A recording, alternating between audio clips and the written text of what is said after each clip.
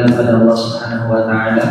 Kemudian salawat serta salam kita curah dan limpahkan, kita junjungkan kepada Nabi besar Nabi Muhammad sallallahu alaihi wasallam. Semoga kita semuanya menjadi orang-orang terpilih yang masuk pada barisan orang yang akan masuk duluan ke surga, yang dipandu langsung oleh Rasulullah SAW. Yang pertama yang kami hormati, yang terhormat pemateri kajian Ustaz Akmal, kemudian yang kami hormati DKM Masjid Al-Fatih Ustaz Arfi, kemudian yang sama-sama kami banggakan peserta pelatihan tadabbur sholat. Tadi sedikit ada pertanyaan kayak gitu, bahasa Arab Ustaz. Itu bahasa Arab Ustaz. Basicnya bahasa Arab, tapi fokusnya adalah memperdalam, memahami bacaan sholat, zikir sholat. Kemarin Ustaz Akmal menyusun materi tentang basmalah. Waktu menyusun, ini basmalah nggak cukup satu halaman. Dan ibu-ibu nanti dikasih satu lembar pegangan. Ini nggak cukup nih, bismillah satu halaman ya cukup, karena saking banyaknya makna, saking banyaknya pelajaran dari basmalah saja, ya bu ya, nggak cukup nih, apalagi zikir-zikir yang lainnya. Kami juga mengundang sebetulnya dari majelis taklim dari beberapa DKM, namun pada memang belum ada yang bisa hadir. Di sini ada yang dari majelis taklim luar, dari Al-Hasan 2, dari Al-Hasan Raya, ada dari Muhajirin. Oh, dari Al-Hasan Raya, tapi Masjid Al-Fat juga. Masjid Al-Fat juga. Oh, ini ibu dari Al-Hasan Raya. Ibu dari mana? Marah Salihah ya? Ibu dari Salihah. Bu Sari dari MKD. Ada lagi selain Bu Erin dari Al-Hasan Raya.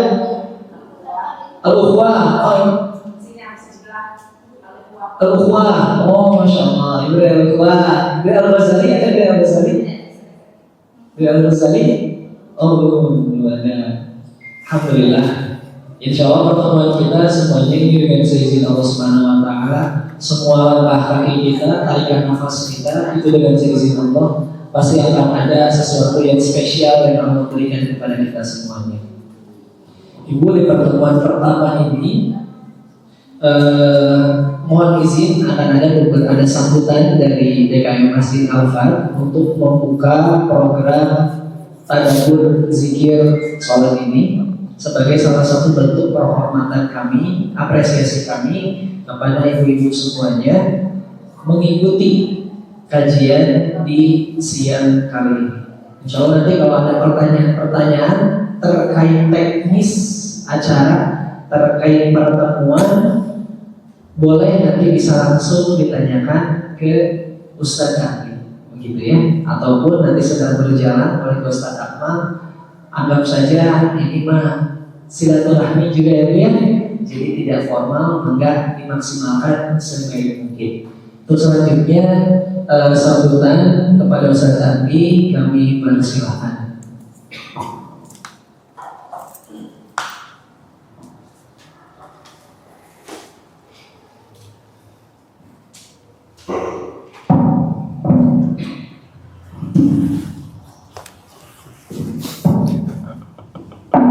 Bismillahirrahmanirrahim. Assalamualaikum warahmatullahi wabarakatuh.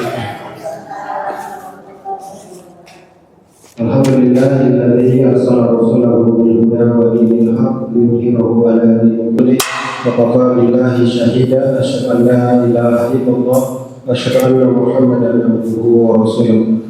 Allahumma shalli ala Muhammad wa ala ali Muhammad kama shallaita ala Ibrahim wa ala Ibrahim innaka Hamidum Majid. Alhamdulillah, yang paling utama marilah kita sama-sama panjatkan puji dan syukur kepada Allah Subhanahu wa Ta'ala, yang mana pada kesempatan siang hari ini di bulan Ramadan kita masih diberikan kekuatan, kesehatan oleh Allah Subhanahu wa Ta'ala untuk bisa bersama-sama berangkat ke ke Masjid Al-Fat ini dalam rangka thalabul ilmi. Mudah-mudahan setiap langkah ibu-ibu semuanya dari rumahnya masing-masing, dari tempatnya masing-masing, dijadikan sebagai ganjaran pemberat timbangan amal kebaikan kita kelak di akhir nanti. Dan sebagaimana disampaikan Rasulullah bahwa barang siapa yang meniti jalan untuk mencari ilmu, maka Allah akan permudah baginya jalan ke surga. Mudah-mudahan ini menjadi wasilah kita kelak dimasukkan ke dalam surga Allah Subhanahu wa Ta'ala. Melalui wasilah kita selalu bersemangat untuk thalabul ilmi, apalagi di bulan Ramadan ini. Mudah-mudahan dan insya Allah kita akan dilipat gandakan pahala kita dari setiap apa yang kita lakukan, terutama dalam menuntut ilmu. Salawat serta salam semoga tetap tercurahkan kepada junjungan alam Nabi besar Muhammad Sallallahu Alaihi Wasallam beserta keluarga, para sahabat, para tabi'in, termasuk kita sebagai umatnya yang insya Allah senantiasa istiqomah menjalankan setiap sunnah-sunnahnya. Baik ibu-ibu, sebelumnya saya ucapkan terima kasih kepada ibu-ibu yang telah hadir ke tempat ini, dan ada satu bapak-bapak baru datang, alhamdulillah, Pak Panji, ahlan, beserta istri di tempat ini. Dan ucapan terima kasih ini mudah-mudahan juga menjadi penyemangat buat ibu-ibu untuk beristiqomah menjalankan atau mengikuti kajian-kajian bahasa Arab, terutama ini sangat luar biasa. Mungkin kita sudah bertahun-tahun sholat ya Bu, ada yang dari mungkin umur 6 tahun, 5 tahun, yang awal ikut-ikutan jadi menjadi sebuah kebutuhan dan memang kewajiban sholat ini, mulai dari kita berdiri, ruku, sujud, dan mungkin membaca Al-Fatihah serta doa-doa lainnya yang mungkin kita jarang mempertanyakan sudah seberapa jauh kualitas sholat kita, apakah kita sudah memahami dengan apa yang kita baca. Karena sholat itu diambil dari kata sila, sebuah ikatan atau hubungan dengan Allah Subhanahu wa Ta'ala. Maka Rasulullah mengatakan sholatu mi'rajul mu'min, sholat itu tempat naiknya orang-orang beriman. Maka kalau seandainya ibu-ibu mungkin ingin ingin ngobrol dengan seseorang, kan harus nyambung ya Bu ya, harus nyambung topik yang dibicarakan. Orang yang kita ajak bicara juga harus ngerti dengan bahasa kita pun harus ngerti apa yang dibicarakan oleh orang tersebut. Apa yang kita ucapkan itu harus dipahami sebelum oleh orang lain, oleh diri kita. Maka begitu pun dengan sholat. Mudah-mudahan langkah ibu semuanya dan bapak sekalian ke tempat ini merupakan sebuah usaha, sebuah upaya dari diri kita yang mungkin selama ini kita mencari-cari atau bertanya-tanya untuk mengevaluasi sejauh mana kualitas sholat kita. Jadi intinya sholat itu bukan hanya sekedar gerakan, bukan sekedar hafalan, tapi sholat itu merupakan sebuah dialog antara kita dengan Allah, dan sholat itu merupakan tempat perjumpaan kita dengan Allah meskipun kita tidak bisa melihat wujud Allah secara nyata. Dan sholat itu juga merupakan pengakuan tauhid diri kita akan keesaan Allah Subhanahu wa Ta'ala yang paling sangat jujur dari kita sebagai hambanya kepada Allah. Maka dari itu Masjid Al-Fat dan saya selaku ketua DKM di Masjid Al-Fat ini menghadirkan program ini, dan kami pun berpikir apa sih yang cocok gitu ya di bulan Ramadan ini dan waktunya kapan. Tadinya ini kami melakukan diskusi panjang untuk mengadakan program ini. Tadinya mau habis subuh, takutnya ibu-ibu pada ngantuk ya, atau ada kejaran mungkin tadarus. Terus tadinya mau setelah mau sore menjelang buka. Aduh, ibu-ibu pasti menyiapkan buka ya, ini berkumpul dengan keluarga. Lalu rencananya kita habis tarawih biasanya capek. Pasti akan selalu ada alasan.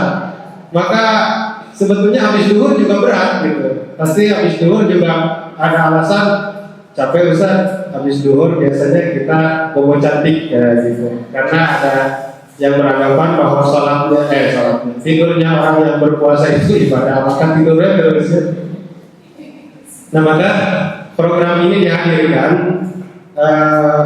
dalam rangka untuk memfasilitasi para jamaah Masjid Al-Fat secara global, bukan hanya jamaah yang selalu rutin ke sini. Makanya kita informasikan ke majelis-majelis taklim di masjid-masjid di lingkungan di sekitar Masjid Al-Fat. Harapannya mudah-mudahan ibu-ibu juga menjadi marketing kebaikan untuk Masjid Al-Fat, untuk bisa di pertemuan berikutnya mengajak sebanyak-banyaknya teman-teman ibu-ibu yang barangkali belum merasakan nikmatnya sholat, belum merasakan bagaimana indahnya bahasa di dalam sholat melalui kaidah-kaidah bahasa Arab yang nanti akan dibahas oleh Ustadz Akmal.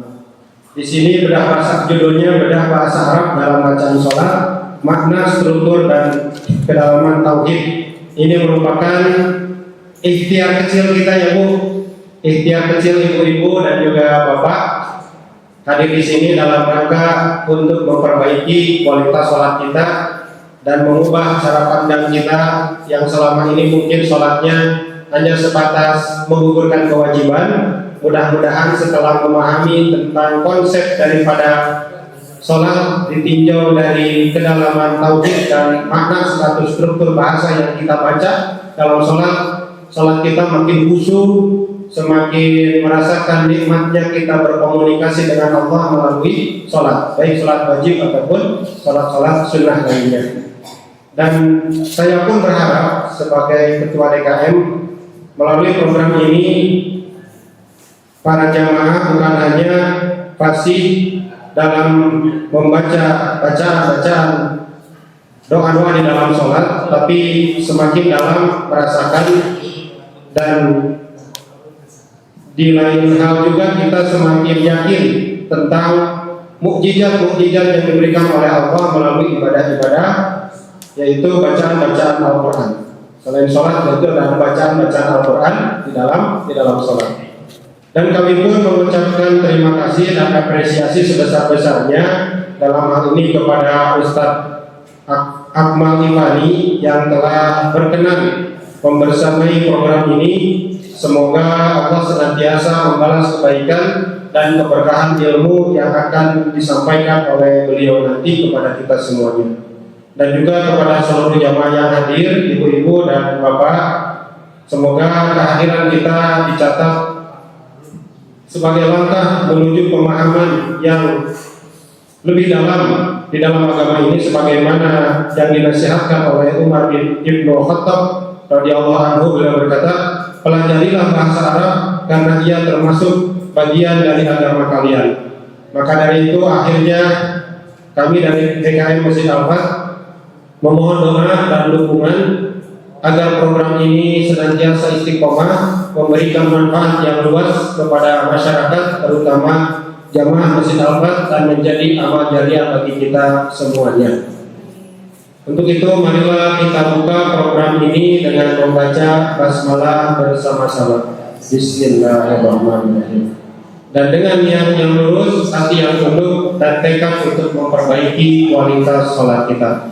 Barangkali itu saja yang dapat saya sampaikan sebagai pembuka. Mudah-mudahan ibu-ibu bisa ikut terus dan mengajak yang lain sampai akhir Ramadan. Dan sebagaimana diinformasikan, kegiatan ini dilaksanakan setiap hari Selasa, Kamis, dan Sabtu. Ya, mudah-mudahan senantiasa terus bisa mengikutinya. Insya Allah nanti akan ada catatan-catatan yang sudah kami print yang akan dibagikan kepada ibu-ibu agar ibu-ibu bisa fokus menyimak. Kalaupun nanti ada catatan-catatan, bisa sedikit-sedikit aja yang dicatat, ya, biar tidak fokus mencatat tapi lupa menyimak, ya, sambil aja nanti. Baik, itu saja. Mohon maaf dari saya sebagai ketua DKM Masjid Al-Fat jika ada kekurangan dalam penyambutan ataupun fasilitas yang diberikan kepada ibu-ibu dan bapak semuanya. Akhirul kalam, bismillah. Assalamualaikum warahmatullahi wabarakatuh. Saya kembalikan kepada Ustaz Fauzi.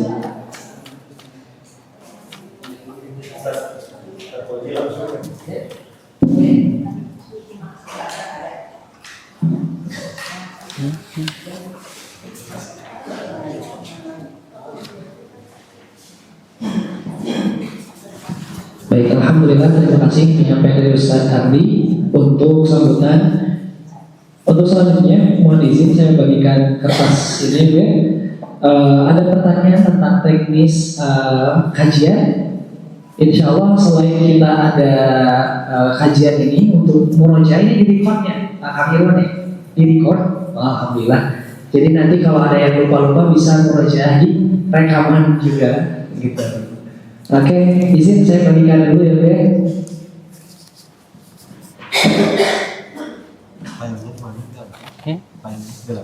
Berapa ada? Kurang 14. Baik, untuk itu insya Allah selanjutnya dipersilakan kepada Ustadz Akmal bisa mengisi pelatihan pertemuan pertama ini. Insya Allah beliau akan mengisi dan juga akan menutup acara ini juga di kurang lebih mungkin sekarang rada ngaret lebih dari jam 2 mungkin ya, untuk pertemuan pertama ini. Kemudian barangkali juga bila dirasa pertemuan jam 1 tadi sedikit berdiskusi dengan salah satu peserta, kalau jam 1 terlalu buru-buru mungkin nih, zuhur beres jam berapa langsung lari ke sini. Jadi hal-hal yang seperti teknis seperti itu kami sangat mempersilahkan Ibu Bapak untuk bisa memberikan masukan supaya enak nantinya keberjalanannya. Baik, tafadhol masykuran kepada Ustaz Akmal bisa mengisi kesempatan di siang ini. Tafadhol.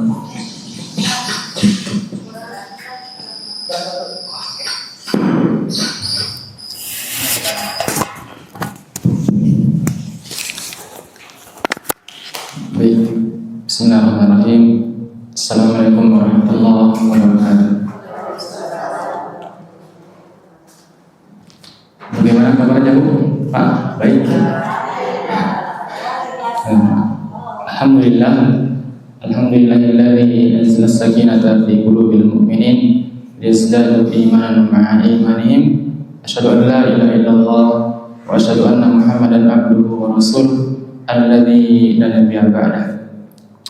Yang pertama, tak lupa kita panjatkan puji serta rasa syukur kita atas nikmat yang telah Allah berikan kepada kita, nikmat kesehatan, nikmat kesempatan, sehingga kita bisa ikut serta belajar bersama, belajar tentang bacaan-bacaan yang sering kita sebut, yang sering kita ucapkan dalam sholat kita. Dan yang kedua, tak lupa kita ucapkan salawat serta salam kepada baginda kita Muhammad bin Abdullah yang telah berjuang dengan para sahabat, para keluarga, para pengikut beliau, sehingga nikmatnya memeluk agama Islam masih kita rasakan sampai detik ini. Ibu dan Bapak yang saya hormati, sebelum kita memulai materi pertemuan yang pertama ini, tak layak kalau langsung menyampaikan materi sebelum kita berkenalan. Mungkin Ibu dan Bapak baru pertama kali melihat saya. Saya berasal dari Sapeken. Sapeken itu mungkin kalian tahu ya, soalnya jauh banget.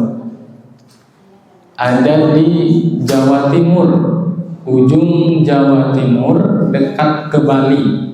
Kalau ke Bali menempuh waktu 6 jam. Tetapi kampung halaman saya namanya Sapeken itu masuk Kabupaten Sumeneb. Nah, gitu. Kadang kita disebut orang Madura.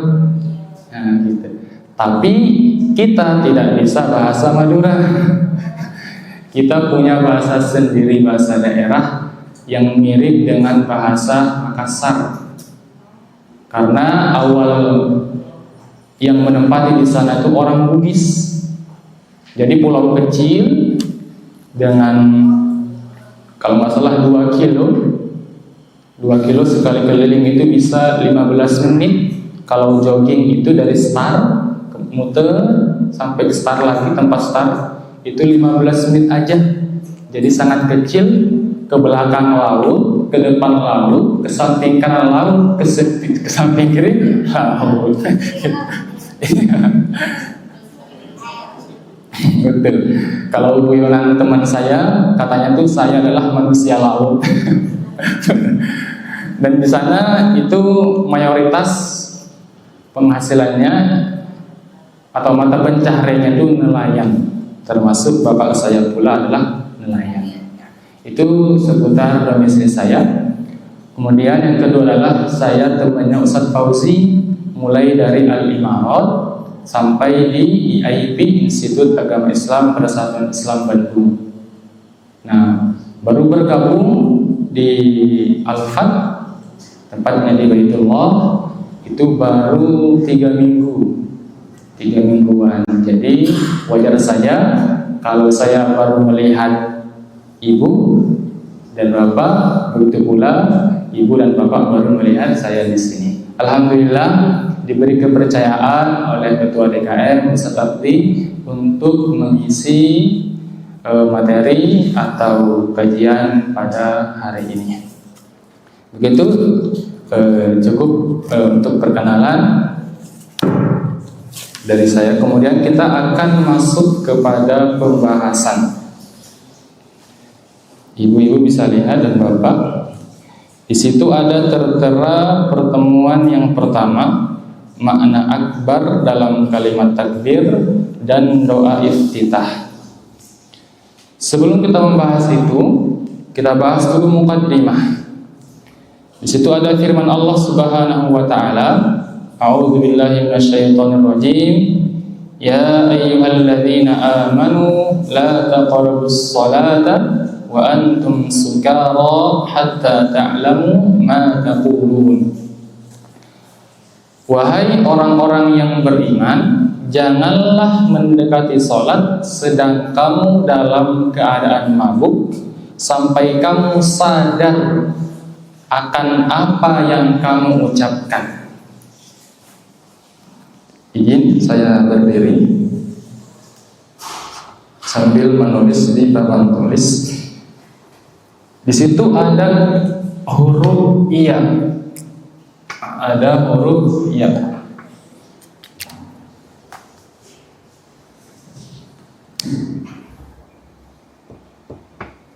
Huruf iya, karena kita membahas dalam sisi bahasa Arab, huruf iya itu dinamakan dengan huruf nida, huruf yang digunakan untuk memanggil. Ya ayyuhalladzina amanu. Siapa yang dipanggil di situ? Orang-orang yang beriman. Ia itu punya 2 faedah. Ada juga yang menyebut 3. Yang pertama, dia digunakan untuk lil qarib. Lil qarib itu untuk yang dekat. Yang kedua, lil ba'id, untuk yang jauh. Ada juga yang menambah satu lagi, itu untuk pertengahan atau lil wusta, untuk yang pertengahan. Nah, maka kalau kita pahami ayat ini, orang yang beriman mana yang dipanggil oleh Allah Subhanahu wa taala? Tentunya orang yang imannya masih lemah, orang yang imannya dalam pertengahan, orang yang imannya sudah Masya Allah sekali, maka yang dipanggil itu bukan para sholihin, bukan orang yang rajin ke masjid, bukan orang yang rajin puasa dengan ibadah-ibadah sunnah lainnya, tetapi orang beriman yang lemah imannya pula itu dipanggil oleh Allah Subhanahu wa taala. Maka siapapun, bagaimanapun kondisi iman kita pada saat sekarang ini, kalau kita perhatikan firman Allah Subhanahu wa taala ini, tentunya kita harus merasakan bahwa kita sedang dipanggil oleh Allah Subhanahu wa taala. Jangan sampai ada atau keluar dari lisan kita, saya kan imannya masih lemah, saya kan masih bolong-bolong salatnya, saya puasanya belum rajin, apalagi ibadah sunnahnya. Jangan, karena semua orang-orang yang merasa ada iman di hatinya dipanggil oleh Allah Subhanahu wa taala. Apa panggilannya? La taqrabus shalah. Jangan sekali-kali mendekati sholat. Tentunya ada alasan Allah Subhanahu wa taala melarang kita orang-orang yang beriman supaya tidak mendekati sholat. Apa? Wa antum sukara. Karena kalian dalam keadaan mabuk. Hatta ta'lamu ma taqulun, hingga ada huruf hatta. Hatta itu kalau dalam bahasa disebut lil ghayah. Lil ghayah itu artinya sampai pada tujuan. Apa tujuannya? Ta'lamu, paham. Artinya kalau belum paham jangan mendekati sholat. Karena huruf hatta lil ghayah, sampai pada akhir tujuan. Tujuan dari sholat itu paham apa yang dibaca. Gitu. Tapi apakah orang yang belum paham bacaan sholat itu dilarang untuk sholat? Tentunya tidak. Kita lihat asbabun nuzul ayat ini. Asbabun nuzul ayat ini, kalau di situ tertulis, Al-Ghazali berkata ayat ini turun berkenaan dengan orang yang sholat dalam keadaan mabuk. Di dalam tafsir Al-Munir diterangkan turunnya ayat ini diceritakan oleh Ali radhiyallahu an. Dulu kata Ali, Abdurrahman bin Auf pernah mengajak kami makan. Dihidangkanlah oleh Abdurrahman bin Auf, sahabat Rasulullah SAW, dihidangkan makan. Kemudian datanglah waktu sholat maghrib. Kemudian dihidangkan pula apa? Dihidangkan pula di situ khomer. Khomer belum diharamkan karena tahapan pengharaman khomer itu bertahap itu. Jadi tidak langsung diharamkan. Nah, ini masuk kaidah dakwah seperti ini. Jadi misalnya kalau ibu melihat misalnya anak kita lah, misalnya melakukan hal yang haram, jangan langsung dimarahin, jangan langsung dites ini haram, tapi harus ada pendekatan. Makanya kalau dalam ilmu dakwah, kita masuk ilmu dakwah sedikit. Dalam ilmu dakwah itu ada 3. Ada namanya ulfah. Ulfah itu membangun emosional, kedekatan dengan mad'u kita. Dekat dulu dengan mad'u, kemudian apa? Ta'rif, mengenal dia, mengenal latar belakangnya. Apa latar belakang mad'u itu? Barulah taklif, memberi pembebanan hukum, disampaikanlah hukum yang sebenarnya. Seperti itu. Nah, ini cara Al-Qur'an mengajarkan kita. Nah, diterangkan di situ bahwa pengharaman homer itu surah An-Nahl yang pertama, kemudian Al-Baqarah, kemudian An-Nisa, kemudian barulah pengharaman di surah Al-Maidah. Jadi ada 4 ayat yang berbicara tentang pengharaman homer bertahap. Nah, kalau kita lari kepada fikih dakwah seperti itu, harus bangun emosional, kenali dunia, kemudian baru sampaikan hukum yang sebenarnya. Jadi kembali kepada asbabun nuzul, dihidangkanlah khomer oleh Abdurrahman bin Auf pada saat itu, dihidangkan khomer, kemudian para sahabat yang lain minum karena belum diharamkan khomer, belum diharamkan. Kemudian yang menjadi imam siapa? Yang menjadi imam adalah Abdurrahman bin Auf. Dikatakan oleh Ibnu Jarir At-Tabari dalam tafsirnya, Tafsir At-Tabari. Apa yang dibaca oleh Abdurrahman bin Auf sebagaimana diceritakan oleh Ali radhiyallahu an, beliau membaca surah Al-Kafirun. Tapi ada yang salah. Sementara surah Al-Kafirun itu berbicara tentang tauhid. Surah Al-Kafirun berbicara tentang tauhid. Bunyinya Bismillahirrahmanirrahim, Qul ya ayyuhal kafirun la a'budu ma ta'budun. Nah, yang dibaca ayat ketiga oleh Abdurrahman bin Auf adalah wa nahnu na'budu ma ta'budun.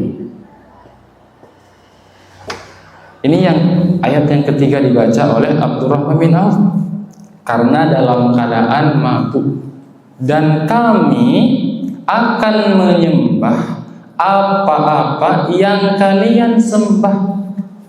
Ayat yang sebenarnya apa?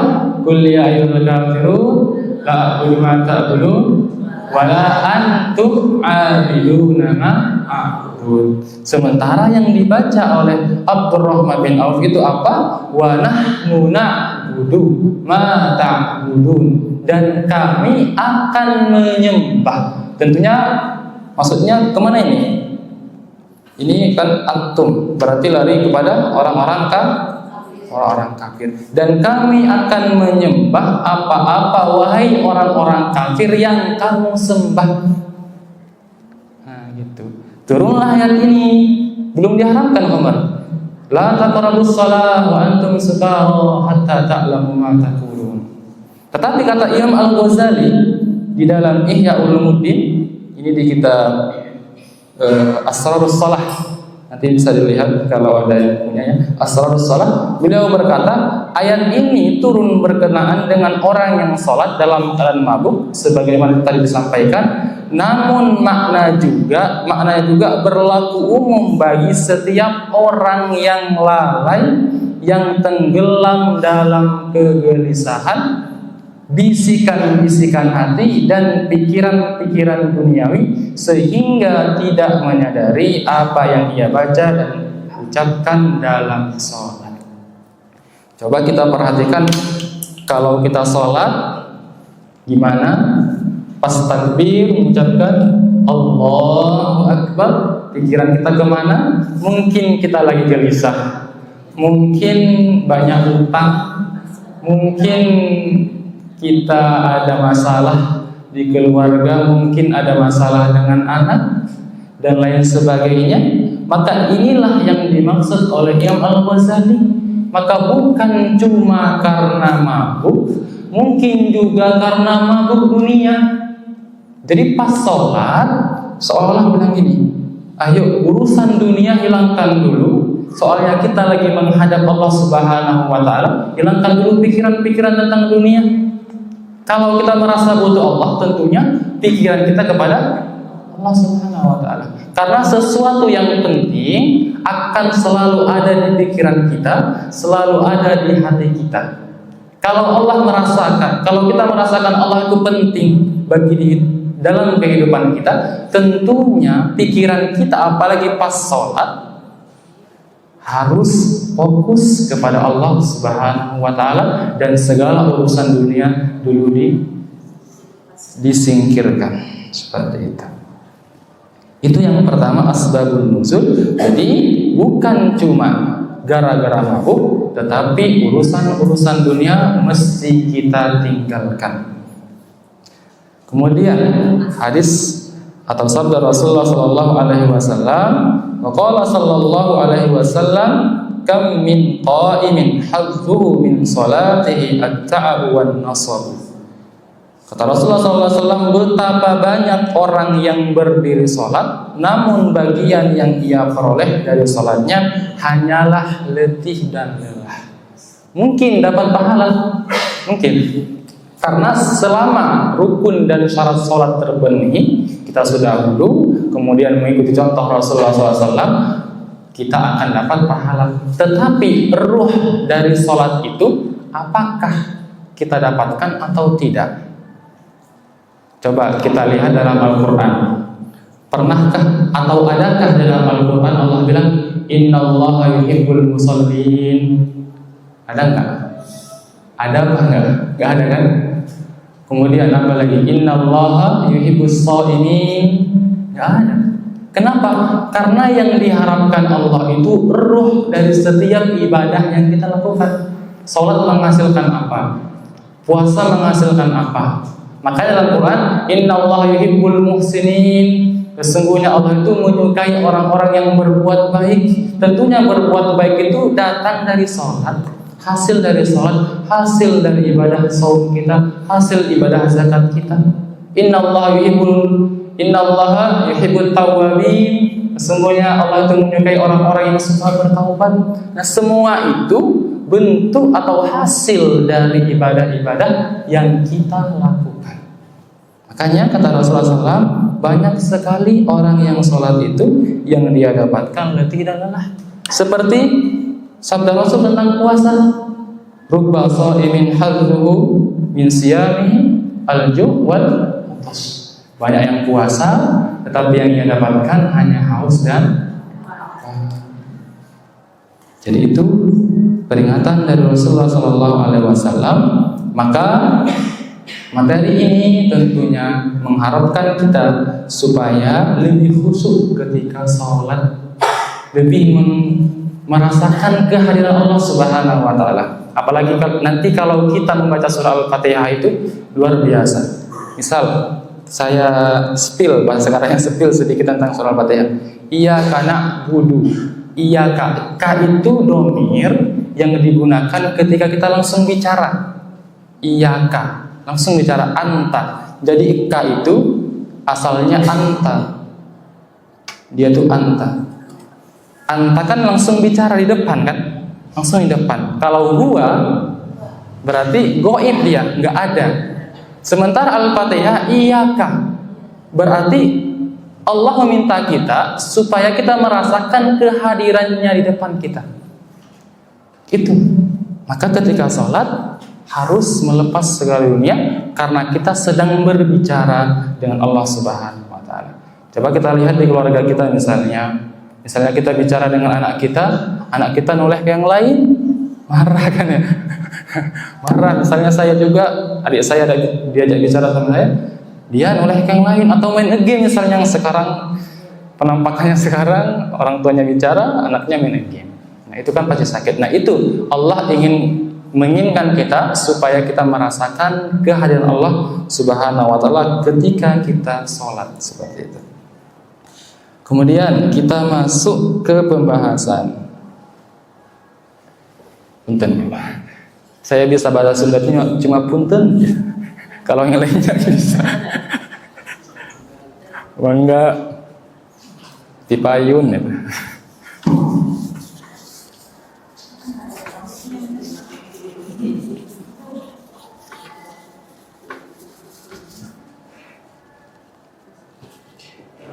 Yang kita bahas adalah kalimat Allahu Akbar.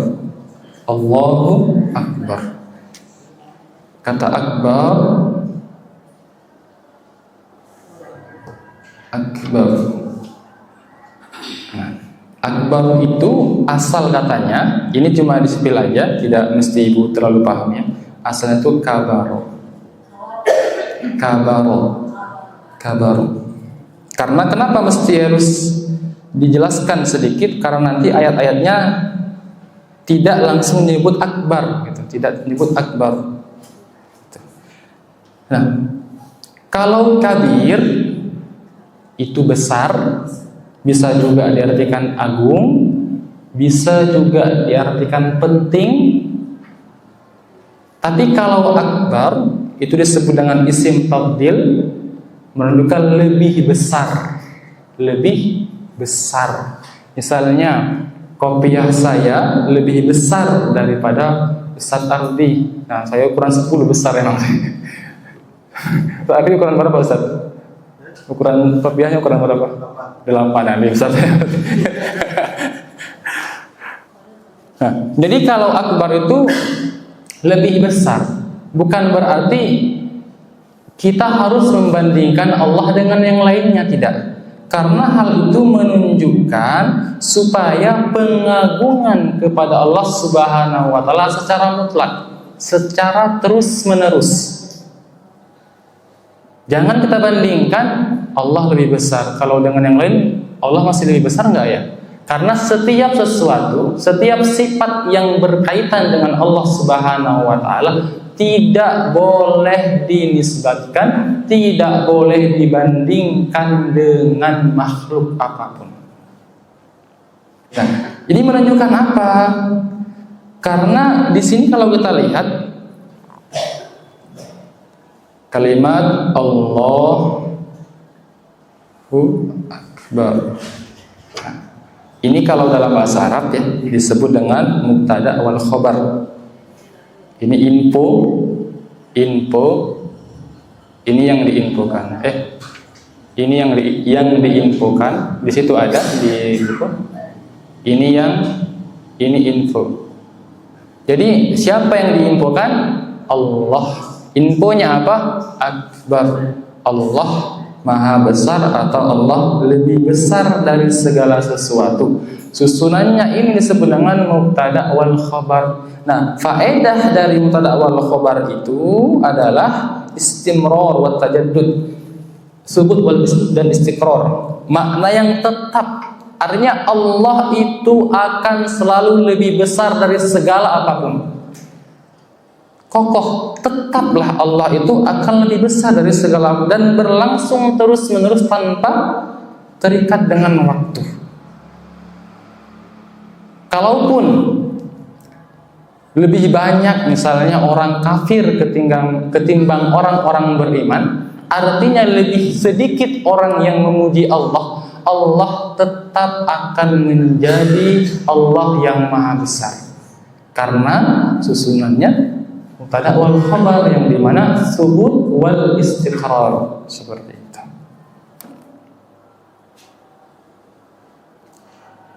Kemudian kita lihat, jadi kalau ibu atau bapak ketika mengucapkan takbir, misalnya Allahu Akbar, ingat kalau takbir jangan kayak gini, jari harus kayak gini lurus ke arah kiblat, bahkan kaki pun harus mengarah ke arah kiblat, jari-jari.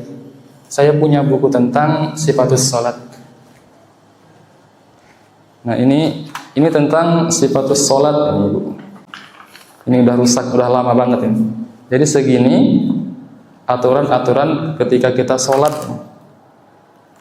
Ini mulai buku dari pesantren dulu, pas di Sapeken. Ingat-ingat ya, Sapeken. Sapeken. Jadi kalau takbir mengucapnya Allahu Akbar bisa sejajar dengan bahu, bisa juga sejajar dengan telinga. Jadi jari-jari harus lurus ke arah kiblat, jangan sampai segini atau pas males. Gitu. Nah, itu nggak boleh. Harus. Oh, saya berdiri. Oh gitu. Jadi pas takbir, maka jari-jari ini harus lurus ke arah kiblat seperti ini di dada, atau lurus dengan daun telinga. Jangan sampai begini, apalagi males. Misalnya males, Allah. Jangan, tapi harus lurus. Kalau kita lihat arahnya harus lurus ini, tidak terlalu rapat, tidak pula terlalu renggang. Jadi seperti ini. Boleh juga ke telinga. Biasanya kalau lagi malas kan ngantuk gitu. Ya. Jadi maka kehusukan itu terdapat ketika apa? Ketika gerakan-gerakan sholat kita benar. Kan kata Rasul, "Shallu kama ra'aitumuni usolli." Sholatlah kalian sebagaimana kalian melihat aku sholat. Tapi kita nggak sejaman dengan Rasul ya. Berarti nggak perlu sholat. Enggak lah. Enggak, karena ro'a itu artinya apa? Ro'a itu artinya melihat dengan ilmu. Melihat dengan ilmu. Ini juga dalil yang dipakai oleh organisasi Muhammadiyah yang menentukan dengan hisab. Makanya mereka kadang lebaran duluan, kadang puasa duluan. Karena di sana menggunakan kata ro'a sebelum berdiri tadi ya. Karena menggunakan ro'a. Nah, maka kalau kita takbir itu harus mengingat, mungkin kita pernah mengaku besar. Jadi pas takbir Allahu Akbar, jadi ingat kita sedang mengucapkan, kita sedang mengakui Allah Subhanahu wa taala Maha besar. Mungkin atau barangkali sebelum-sebelumnya kita mengaku kita besar, kita tidak butuh Allah. Mungkin kita lalai dalam sholat kita, tidak melakukan kewajiban-kewajiban kita, melalaikan segala perintah-perintah Allah Subhanahu wa taala dan merasa tidak butuh kepada Allah. Coba mungkin kalau sudah banyak uang biasanya udah nggak berdoa lagi minta rezeki kepada Allah Subhanahu wa taala, udah banyak uang. Kan seharusnya tetap minta rezeki. Barangkali dengan rezeki itu apa yang sudah ada membawa keberkahan. Nah, barangkali itu yang pernah kita lakukan, artinya sombong. Sombong kan itu selendang Allah Subhanahu wa taala. Dialah yang berhak untuk sombong. Kita mah nggak boleh. Ke bawah Sundanya ada mamah. Gitu. Jadi pas takbir harus dihilangkan urusan dunia, kemudian merasa pernah sombong nggak? Ingat lagi dulu aku kalau sudah banyak uang, sudah banyak pakaian, baju lebaran sudah banyak, udah nggak minta lagi sama Allah, sudah nggak berzikir lagi, sudah nggak berdoa lagi, itu kan sombong. Jadi pas takbir, apa yang pernah kita lakukan kepada Allah Subhanahu wa taala? Jadi pas takbir itu seharusnya, walaupun ini emang susah, tapi perlu diikhtiarkan. Setelah sholat seharusnya kesombongan sudah terkikis perlahan, yang insya Allah akan berlanjut dan kita menjadi orang yang tawadhu. Coba lihat firman Allah Subhanahu wa taala di dalam Al-Qur'an surah Al-Isra. A'udzubillahi minasyaitonir rajim. Wa qulil hamdulillahilladzi lam yattakhidh waladan wa lam yakul lahu syarikun fil mulki wa lam yakul lahu waliyyun minadh-dhulli wa katsirah wa kabbirhu takbira. Katakanlah segala puji bagi Allah yang tidak mengangkat seorang anak, tidak mempunyai sekutu dalam kerajaannya, dan tidak memerlukan penolong dari keinginan. Agungkanlah Dia setinggi-tingginya. Nah, kita lihat tafsir Asy-Sya'rawi. Sya'rawi ini pakar bahasa, makanya saya kutip tafsiran dari beliau. Sebab keagungan Allah dalam jiwa seorang mukmin harus lebih besar dari segala sesuatu. Nah, apa kata Imam Sya'rawi? Orang mukmin itu yang ada di hatinya, yang lebih besar dari hatinya, hanya Allah Subhanahu wa taala, tidak ada yang lain. Itu orang mukmin, kata Syekh Asy-Sya'rawi dalam tafsirnya. Lebih besar dari setiap yang dianggap besar, lebih besar, lebih penting dari setiap apa yang dianggap penting. Apa yang penting? Kalau ibu-ibu, apa yang penting? Apa yang penting? Mungkin make up. Skincare ya, skincare. Atau suami penting, lebih penting. Tapi semua itu, entahkah suami lebih penting banget, ya penting lah ya. Nggak ada yang mesti nafkah. Kemudian anak penting, dan semua yang kita cintai itu penting banget. Tetapi di atas itu, kata Imam Sya'rawi, harus Allah Subhanahu wa taala. Tidak boleh ada yang lain. Maka alasannya, kata beliau, karena itu kalimat Allahu Akbar dijadikan syiar dalam azan dan sholatmu. Kenapa ada azan Allah? Kenapa didahului dengan Allahu Akbar? Kita kan biasanya cuma ingat waktu sholat udah datang, waktu sholat udah datang. Padahal kalau kita pikirkan, kalau kita tadabbur makna dari Allahu Akbar itu, kita harus ingat. Jadi pas muadzin berkumandang Allahu Akbar, maka kita ingat apa? Aku pernah sombong nih, aku pernah nggak butuh Allah nih, aku pernah lalai dalam perintah-perintahnya, aku pernah lalai dalam segala hal kebaikan, aku sering terlambat melaksanakan ibadah-ibadahnya, apalagi aku sering meninggalkan ibadah-ibadah sunnah. Jadi kalimat takbir itu atau Allahu Akbar itu supaya kita ingat bahwa kita manusia yang tidak punya daya apapun. Coba kita lihat ini. Kita masuk ke kalimat, di situ tidak tertulis. Ini sering kita ucapkan. Apa kalimatnya? La haula illa billah. Saya akan menjelaskan sedikit dalam sisi bahasa Arab ya. La haula wala quwwata illa billah. La haula, tidak ada daya, wala quwwata, dan tidak ada kekuatan. Kalau kita perhatikan, mungkin kalau dilihat dari terjemah saja, mungkin kita cuma tidak ada daya. Maksudnya apa? Di sini kalau ini la nafi lil jinsi namanya dalam bahasa Arab ya. Jadi ini menafikan secara keseluruhan.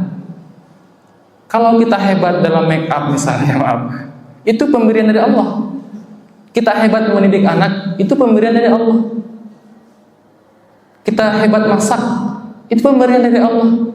Karena kalau tidak ada daya yang diberikan oleh Allah Subhanahu wa taala kepada kita nggak bisa make up, kita nggak bakal bisa mendidik anak, kita nggak bakal bisa masak. Jadi semua daya ini yang disebut dengan haula itu secara keseluruhan.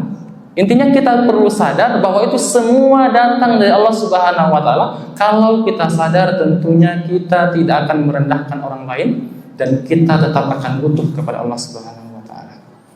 Begitu pula dengan ini, quwwatan wala quwwata. Dan tidak ada satupun kekuatan yang kita hasilkan sendiri. Itu diberikan Allah. Mungkin kita tadi ke sini, saya mau hebat ke sini. Mungkin pakai motor sendiri, ada yang digoceng sama suami. Lebih terima kasih kepada suami, terima kasih ya. Manggil sayang enggak bukan suaminya. Terima kasih ya sayang sudah nganter saya kajian, masyaallah seperti itu kan. Jadi semuanya itu harus disadarkan bahwa mulai daya kita, kekuatan kita, apapun jenisnya, itu semua berasal dari Allah Subhanahu wa taala. Maka kemudian illa, kecuali, dinafikan. Mungkin kita menganggap ayah saya hebat. Kalau saya misalnya ayah saya hebat, saya bisa sampai ke Bandung, bisa sampai ke Alfat. Tapi kata Allah dalam kalimat zikir ini yang sering kita ucapkan, illa billah. Semua itu hanya datang dari Allah Subhanahu wa taala.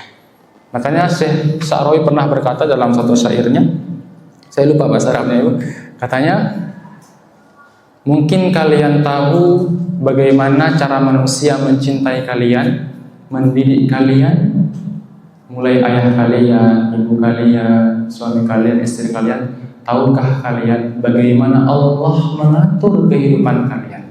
Kalau kalian tahu bagaimana Allah mengatur kehidupan kalian, kalian akan mengatakan, aku lebih cinta Allah daripada suamiku, aku lebih cinta Allah daripada istriku, aku lebih cinta Allah dari segala apapun yang selalu membersamai.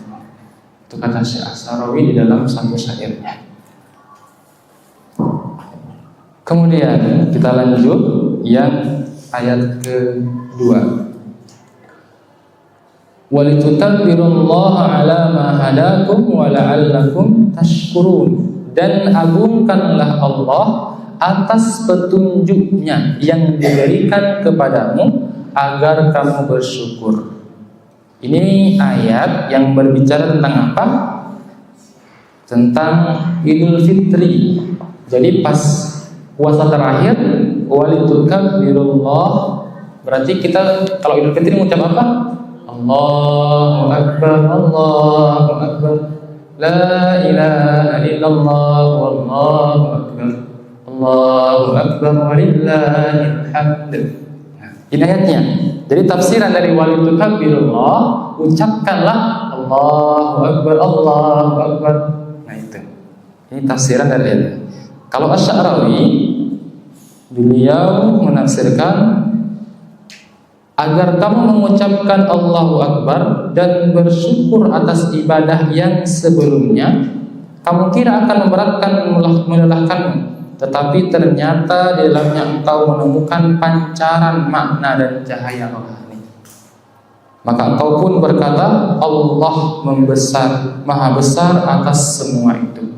Biasanya kita mengucapkan ya kesadaran manusia, ibu dan bapak, kalau kita sudah berada di posisi tidak baik atau lagi ada masalah, kadang kita muji Allah, ya Allah, bantulah aku, utangku banyak, aku ada problem.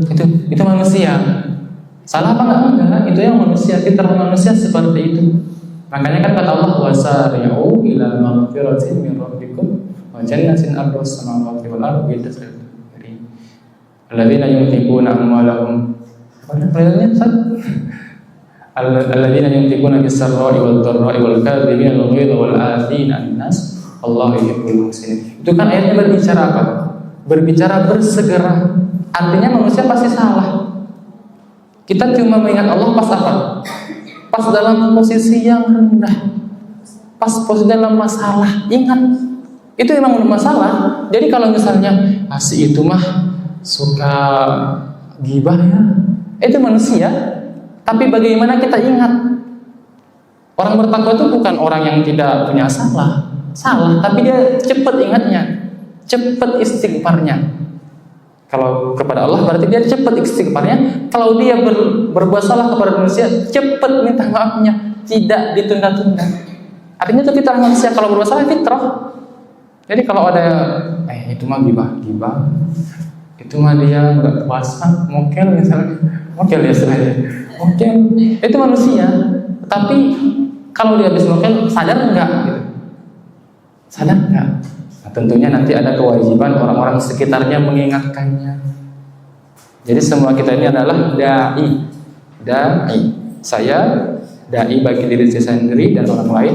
Ibu juga seperti itu dan bapak juga seperti itu. Nah, gitu. Kemudian, nah ini hadis berbicara tentang saat Rasulullah SAW sakit. Rasul itu sakit sampai Rasul itu meminta kepada Abu Bakar As-Siddiq untuk mengimami sholat. Nah, kita baca terjemahan aja ya, karena panjang. Dari Aisyah Ummul Mukminin, ia berkata, ketika Nabi SAW mengalami sakit yang menjadi sebab wafat beliau, Bilal bin Rabah datang untuk memberitahukan waktu sholat. Maksudnya datang kepada Nabi SAW. Maka beliau bersabda, Nabi bersabda, perintahkan Abu Bakar agar ia mengimami sholat. Pada saat itu ada Aisyah menemani Nabi SAW. Kemudian Aisyah berkata, sesungguhnya Abu Bakar adalah seorang yang sangat lembut hatinya. Di situ ada kalimat, jika ia berdiri menggantikanmu, ia akan menangis sehingga tidak mampu membaca. Kalau bahasa Arabnya, fala yaqdiru 'alal qiraah.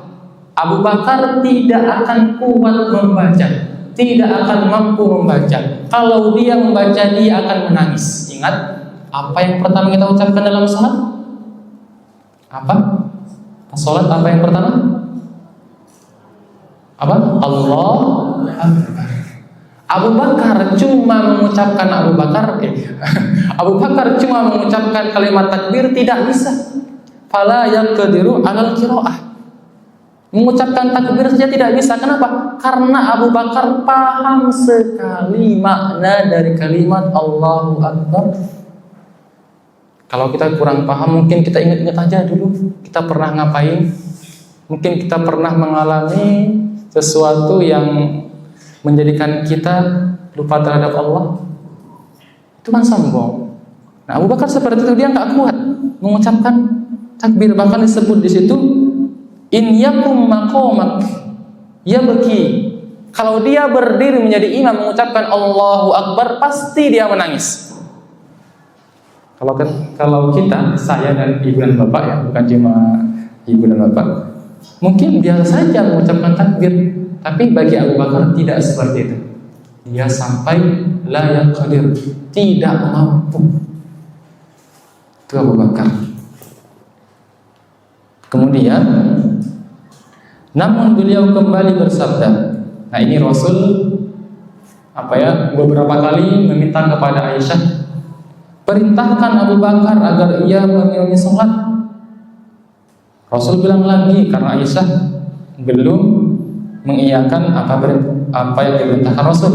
Aku pun mengulangi perkataan lalu pada kali ketiga atau keempat bila bersabda, sungguh kalian seperti para wanita yang bersama Yusuf. Artinya kan ini perintah Rasul. Aisyah nggak mau diperintah berkali-kali supaya manggil Abu Bakar, Abu Bakar untuk jadi imam. Kan Zulaikha kan seperti itu kepada Nabi Yusuf, melanggar perintah seperti itu. Kemudian perintahkan Abu Bakar agar ia mensolat. Maka Abu Bakar pun mengimami solat. Setelah itu Nabi SAW keluar dengan dipapah oleh 2 orang lelaki. Jadi Rasul itu memang sakit banget, sakit parah pada saat itu, sampai-sampai dipapah oleh 2 orang laki-laki. Seakan-akan aku melihat kedua kaki beliau menyeret di tanah karena lemahnya kondisi beliau. Ini kata Abu Bakar. Kemudian ketika Abu Bakar melihat beliau datang, ia hendak mundur.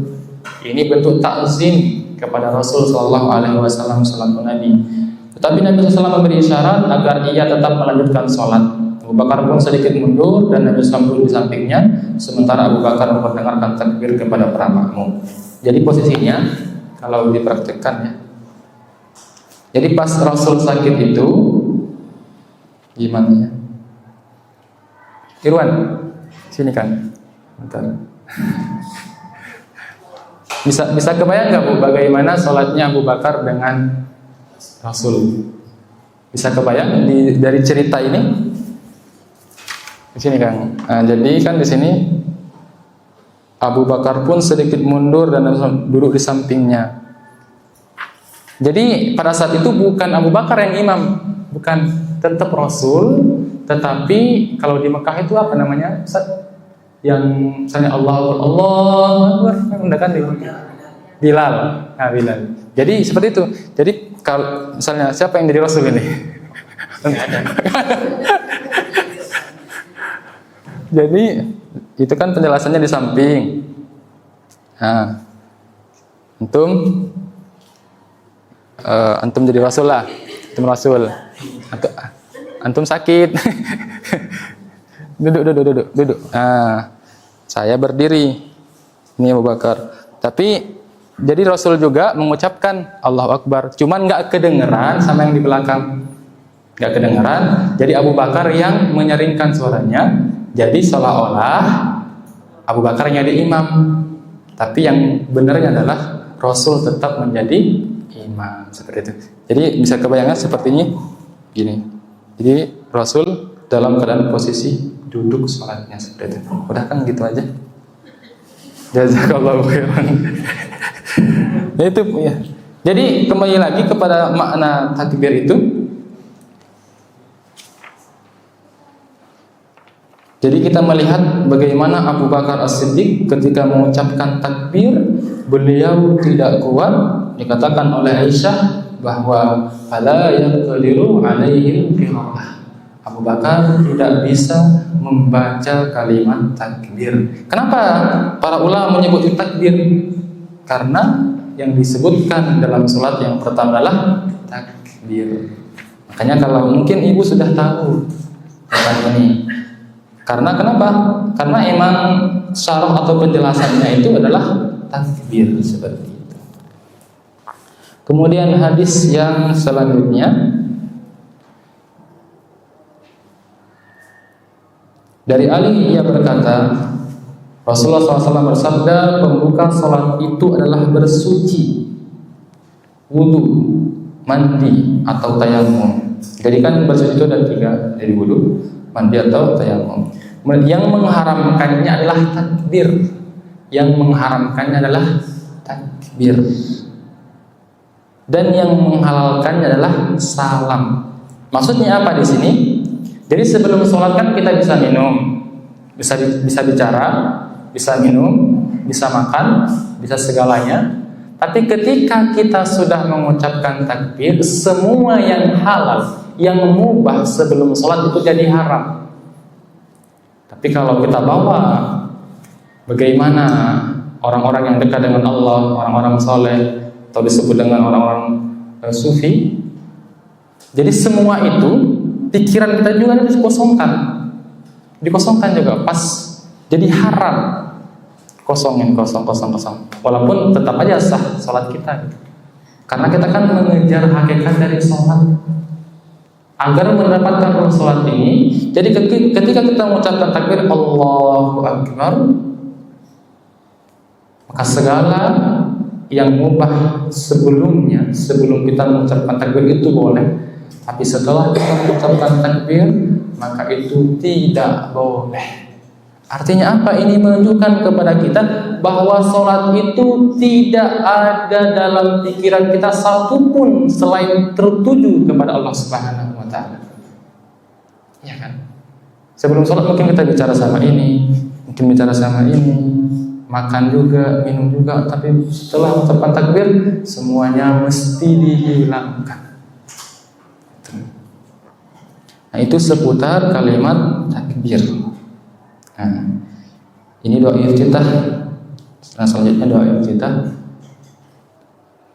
Doa iftitah banyak, tapi yang saya ambil yang kecilnya saja, yang pendeknya saja, supaya pembahasannya nggak panjang.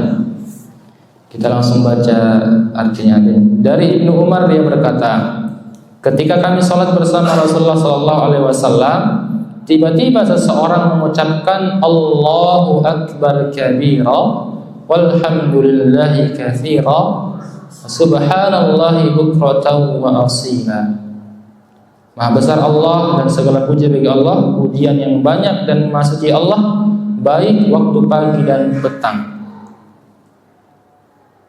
Faqala Rasulullah SAW, jadi pada saat itu pas sholat ada seseorang yang mengucapkan Allahu Akbar kabira walhamdulillahi katsira subhanallahi bukratan wa asila. Rasul mendengarkan itu, Rasul mendengar. Kemudian Rasul bilang, manil qail kalimat kadza wa kadza.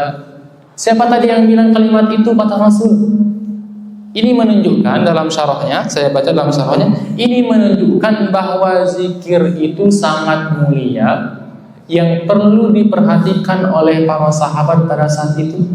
Makanya Rasul bilang, manil qail. Artinya kan kalau Rasul tidak meresponnya, berarti kan tidak ada hal yang istimewa. Tapi Rasul merespon, bertanya, manil qail, siapa yang mengucapkan kalimat itu tadi? Datanglah seorang laki-laki, dia bilang, qala rajulun minal qaum, ana ya Rasulullah, saya ya Rasulullah.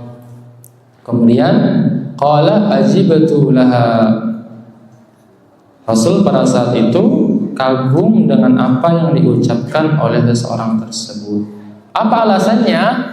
Tentunya Rasul SAW dapat kabar dari malaikat. Tentunya malaikat Jibril alaihissalam. Futihat laha abwabus sama. Karena doa iftitah itu langit-langit itu dibuka. Artinya zikir itu diangkat ke langit, yang menyebabkan pintu-pintu langit dibuka karena zikir tersebut. Ini doa iftitah yang pendek, tapi luar biasa sekali. Bahkan di sini qala Ibnu Umar, "Fama taraktuhunna mundu sami'tu Rasulullah sallallahu alaihi wasallam yaqulu dzalik." Aku tidak pernah lagi atau aku tidak akan meninggalkan zikir ini setelah Rasul sallallahu alaihi wasallam mengucapkannya dengan alasan-alasannya, dengan keberkahan yang ada dalam zikir itu. Kenapa? Karena zikir itu luar biasa sekali. Ibnu Umar, yang kita dapat ambil hikmah darinya adalah bahwa beliau sangat patuh terhadap apa yang disampaikan oleh Rasulullah sallallahu alaihi wasallam. Yang terakhir ada penjelasan sedikit ya. Makna dari bukrata wa asil adalah waktu pagi dan sore. Namun yang dimaksud adalah sepanjang waktu. Di situ kan kita kan memuji Allah, Allahu akbar kabira, walhamdulillahi katsira, subhanallahi bukrata wa asila. Nah, itu kan disebut pagi dan sore.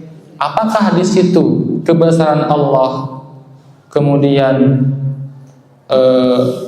alhamdulillahi katsiranya, kemudian subhanallahnya atau masjid Allahnya itu cuma pagi dan sore? Tidak, yang dimaksud adalah sepanjang waktu. Dalam kaidah bahasa Arab disebutkan dzikrul tarfain yufidul umum. Jadi kalau disebut dua ujung itu menunjukkan umum, artinya 24 jam atau keseluruhan.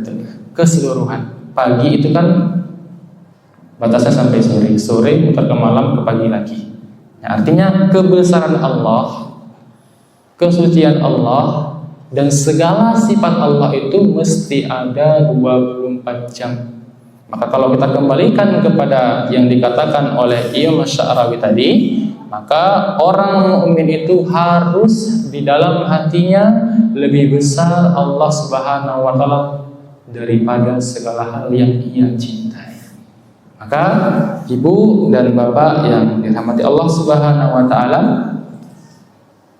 kita kembali lagi bahwa apa yang kita ucapkan dalam sholat kita yang Allahu Akbar itu tentunya itu harus menghasilkan, punya dampak setelah kita melaksanakan sholat.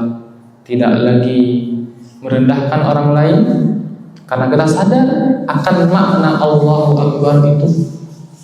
Mungkin kita juga sering lupa berdoa, tidak lagi butuh Allah Subhanahu wa taala. Ingatlah 5 waktu kita sering mengucapkan Allahu Akbar. Berapa rakaat? Berapa kali kita mengucapkan Allahu Akbar? Banyak sekali. Tentunya kalau banyak harus membekas dalam hati kita, yang kemudian mampu kita implementasikan atau amalkan di dalam kehidupan sehari kita. Begitu pula dengan bukrata wa asila, yang sepanjang waktu 24 jam Allah mesti dibesarkan, mesti diagungkan, mesti disucikan, karena ia berlaku sepanjang waktu, bukan cuma pagi dan sore. Karena makna bukrata wa asila itu sepanjang waktu, seperti itu. Mungkin materi di pertemuan yang pertama ini sampai di situ Ibu. Barangkali ada pertanyaan. Sudah 2:30. Barangkali ada pertanyaan sebelum kita masuk ke pertemuan hari Kamis. Insya Allah di hari Kamis kita akan membahas tafsir surah Al-Fatihah setelah doa iftitah. Tentunya nanti ta'awud nanti kita juga bahas panjang. Jangankan itu, iyyaka na'budu wa iyyaka nasta'in, Ibnu Qayyim itu nulis kitab namanya Madarijus Salikin. Itu 3 jilid, terjemahnya 1 jilid. Itu gara-gara cuma membahas iyyaka na'budu wa iyyaka nasta'in. Ustaz Aceng juga membahas tafsir surah Al-Fatihah, tebalnya seperti ini. Ustaz Aceng. Begitu pula dengan kitab-kitab tafsir yang lainnya, tebal-tebal. Sampai di sini ada pertanyaan? Boleh? Bolehkah menggabungkan bacaan salat utang dari hadis dengan hadis lain dalam satu sholat, juga menggabungkan data dari beberapa saat berdasarkan mazhab Syafi'i. Dua sholat yang dilakukan itu kan tetap awal misalnya, tapi nabinya menggunakan satu yang lain. Jadi kalau dalam fikihnya itu disebut talfiq, menggabungkan mazhab. Kalau saya, mohon maaf ya, saya kan berasal dari Persis, jadi kemungkinan pemahaman saya lebih banyak di Persis ya. Jadi kalau yang saya tahu, talfiq itu boleh, tapi nanti kita bahas pertanyaan apa. Misalnya talfiq itu kan menggabungkan 2 mazhab. itu tidak boleh, itu boleh selama misalnya selama dalam ibadah yang kita lakukan itu ada dalilnya, kita masih berlandaskan pada dalil. Artinya kan ada perbedaan, misalnya dalam bacaan Al-Fatihah, Imam Syafi'i di dalam kitab Rawa'iul Bayan itu mengatakan bahwa basmalah itu bagian dari Al-Fatihah. Bagian dari Al-Fatihah. Mungkin kita di rakaat pertama baca basmalah juga. Kemudian di rakaat kedua enggak, ikut mazhab yang lain misalnya. Apakah itu boleh? Tentunya selama ada dalil maka diperbolehkan, tetapi afdolnya tetap dalam satu pemahaman. Masih dalam satu pemahaman. Misalnya kalau Syafi'i ya berarti rakaat pertama sampai rakaat terakhir kita membaca basmalah. Kita membaca basmalah. Kalau dalil yang dipakai dalam basmalah itu adalah dulu ada namanya Musailamah Al-Kadzdzab. Kalau nggak salah itu karena dinamakan dengan Ar-Rahman, masalah Ar-Rahman. Jadi ketika dijaharkan Bismillahirrahmanirrahim, orang-orang munafik terdahulu, ternyata Muhammad juga memuji Tuhanku. Dia kan dinamakan Ar-Rahman, Ar-Rahman atau Ar-Rahim. Yang karena pada saat itu mereka menganggap orang beriman menyebut Tuhan mereka, maka disirkanlah Bismillah. Bismillahirrahmanirrahim. Ya mereka nggak dengar. Nah sekarang nggak ada lagi seperti itu. Makanya dizaharkan. Apakah boleh? Disini boleh. Ada dalil juga banyak sekali dan dalilnya. Jadi kalau masalah al-fiqh selama ada dalil diperbolehkan, tapi sebenarnya kita tetap dalam satu pemahaman. Misalnya kita dua gitu. Jadi dalam satu iftitah dua bacaan. Sepanjang pengetahuan saya, nanti bisa ditanyakan lagi kepada yang lain, bahwa contoh dari Rasul itu cuma satu, milih salah satunya. Apa yang menurut kita lebih, apa yang lebih paham? Kan banyak kan ada subhanallah, Allah baik, kemudian Allah berkabir. Maka sepanjang pengetahuan saya punya beberapa tentang buku tentang sholat berjamaah, sholat sunnah. Itu para sahabat mengamalkannya satu-satu, seperti itu. Demikian jawabannya. Ada lagi? Boleh?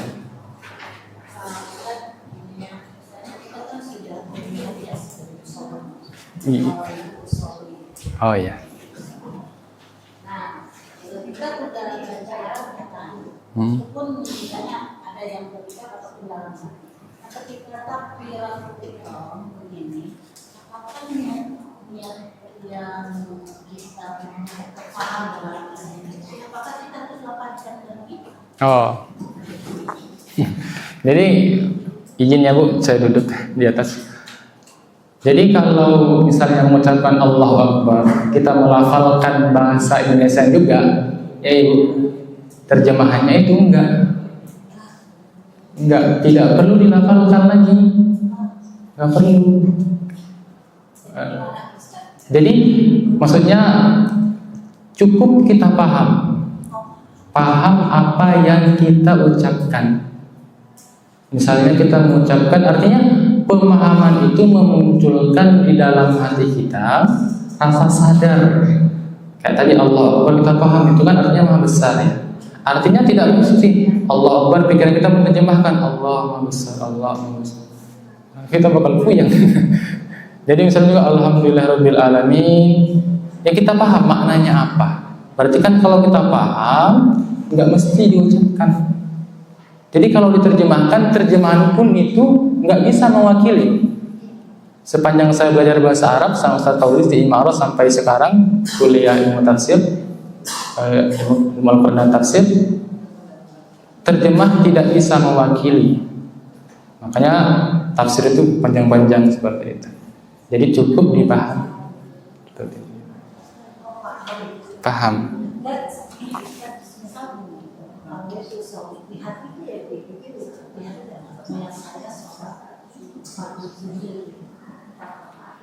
Oh, pakai bahasa Indonesia. Oh, di hati. Usollinya. Oh. Kalau permasalahan usolli, emang kalau nggak salah saya An-Nawawi di dalam kitab Al-Adhkar itu menyunahkan talaful bin niyat, itu menyunahkan beliau di kitab Al-Adhkar. Itu disunahkan. Tapi orang-orang yang menyunahkan itu juga mengakui bahwa letak niat itu fil qalbi, dalam hati. Intinya kalau hati kita sudah niat sholat ini udah, sholat ini udah. Jadi kalau udah ada dalam hati mau sholat itu sudah niat, tapi disunahkan oleh sebagian ulama karena untuk memantapkan hati.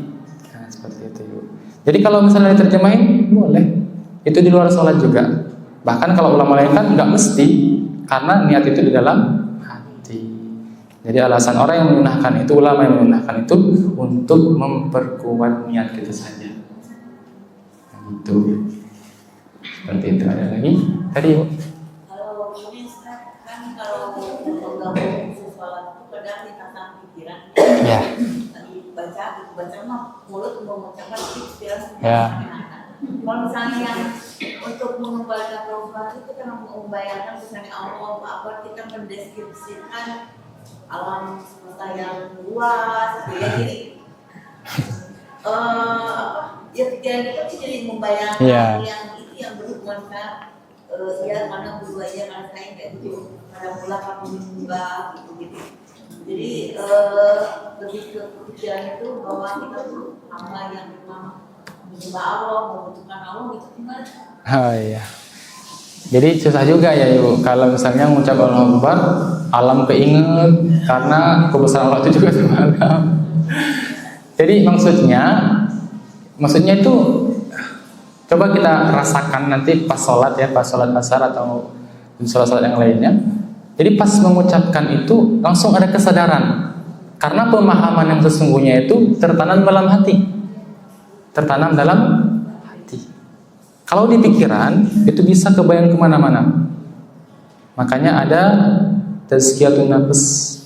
Biasanya kalau hati bersih, maka pemahaman itu dalam hati. Maka kan ilmu itu kan sebenarnya di hati. Kalau di pikiran itu bakal jadi nggak berkah, kacau ya. Jadi sebenarnya apakah perlu seperti itu? Enggak. Itu salah juga kalau membayangkan alam. Intinya apa yang kita ucapkan dalam sholat kita paham, hati kita tuh menjelaskan gitu, sadar akan apa yang kita ucapkan. Artinya ada kaitan dengan ucapan lisan dengan hati kita. Bisa dimuat nggak? Belum. Ya, jadi nanti dirasakan pas sholat. Jadi jangan sampai membayangkan hal-hal yang di luar seperti itu. Kalau misalnya ibu pernah sholat nangis nggak? Nah, itu kan berarti kan ngerti. Ngertinya kan di hati. Ya, ya, itu nggak apa-apa, nggak apa-apa. Yang penting jangan muter nyebut Alhamdulillahirobbilalamin, ingat ke sawah, ingat ke gunung, ingat pas lagi daki, kan itu mendaki itu juga salah. Itu. Cukup ya Bu? Tadi yang terakhir kan? Apakah benar setiap sholat di rumah yang kebanyakan yang saya dapat bacaannya itu Al-Kafirun sama Qul Huwallahu. Apakah itu benar? Apakah itu ditetapkan karena setiap yang bicara itu ya kita cukup itu aja baca Al-Kafirun sama Qul aja kita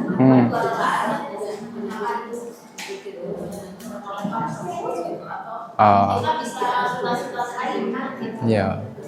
Kalau masalah diperbolehkan kan kata Al-Qur'an, aqra'u ma tayassara minal Qur'an. Baca apa yang paling mudah bagi kalian. Jadi kalau misalnya ibu baca Al-Kafirun aja sama Al-Ikhlas saat sholat 2 rakaat itu boleh. Itu yang paling mudah. itu yang paling mudah. Jadi bukan ukurannya boleh atau enggak, apa yang mudah. Tapi kalau misalnya mudah bagi kita baca Al-Baqarah, nyontohin Rasul, itu juga lebih afdal. Lebih afdal. Ada juga sahabat yang suka baca Al-Ikhlas, sering baca Al-Ikhlas. Cinta karena cinta. Makanya Rasul pernah bilang, karena cinta itulah akan membawanya ke surga, seperti itu. Tapi cintanya jangan cuma gara-gara pendeknya, bukan gara-gara pendeknya, tapi gara-gara maknanya. Gara-gara maknanya seperti itu. Jadi bukan masalah itu boleh atau enggak, tetapi apa yang mudah bagi kita itulah yang kita baca, seperti itu. Faqra'u ma tayassara minal Qur'an. Iya, siap. Saya teringat ini beberapa kali sama berjamaah itu saya menemukan ada takbir kali berulang-ulang. Yang takbir sudah setepat dia mengulangi lagi. Ya. Pikiran saya mungkin itu tadi karena kurang fokus ya, jadi dia mengulangi lagi niatnya. Nah, apakah itu memang diperbolehkan atau kita cukup takbir sekali, walaupun kita mungkin tadi tidak fokus atau kembali lagi urusannya saja atau takbir ulang? Ya. Mengenai itu saya belum pernah baca, tetapi saya pernah ikut kajian di PP Pusat Persis. Ada yang menanyakan, Ustaz apa namanya? Ketum Dewan Hizbah sekarang, Ustaz apa? Bukan Dewan Hizbahnya, bukan ketum PP-nya. Zainandang, Ustaz Zainandang. Beliau menjelaskan pernah beliau berdialog dengan seorang jamaah seperti itu, ditanyakan dalilnya ada tapi lemah, dhaif bagi kita, mungkin bagi saya nggak tahu ini yang intinya mayoritas ulama sebagaimana diajarkan dengan Ustaz Fauzi di kampus, mayoritas ulama itu tidak memakai hadis dhaif. Jadi hadisnya itu lemah. Boleh enggak? Karena dalam ibadah enggak boleh. Boleh pakai hadis lemah. Yang paling ringan itu ketika dipakai berdoa boleh dipakai. Ketika digunakan menafsirkan Al-Quran boleh, karena ada hikmah-hikmah di dalamnya. Makanya kata Imam Ahmad bin Hanbal, lebih baik menggunakan hadis dhaif untuk menafsirkan Al-Quran daripada menggunakan ra'yi, daripada menggunakan akal pikiran sendiri. Ada juga ulama yang bilang dhaif pun juga hadis, katanya kan gitu. Jadi jawaban dari saya adalah itu hadisnya tidak bisa dipakai. Jadi kita cukup takbir satu kali saja, tidak mesti mengulang. Saya juga sering mengatakan begini, Allah buat turun lagi, kan gitu kan? Jadi gitu. Jadi jawabannya itu hadis dhaif tidak bisa diamalkan. Bagi kita yang tidak mengamalkan hadis dhaif, tentunya juga ada yang mengamalkan hadis dhaif dengan alasan dhaif juga, hadis juga katanya seperti itu.